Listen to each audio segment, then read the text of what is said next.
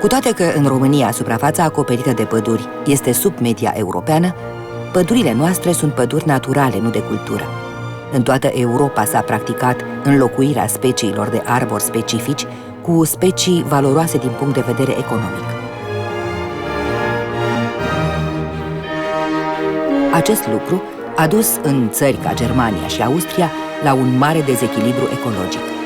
Reconstrucția ecosistemului este un proces lung și foarte costisitor. Pădurile României, mai ales cele din ariile naturale protejate, au o valoare deosebită la nivel continental.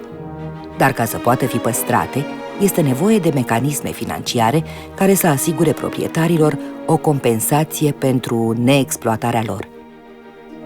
Altfel, regimul de protecție intră în conflict cu dreptul de proprietate.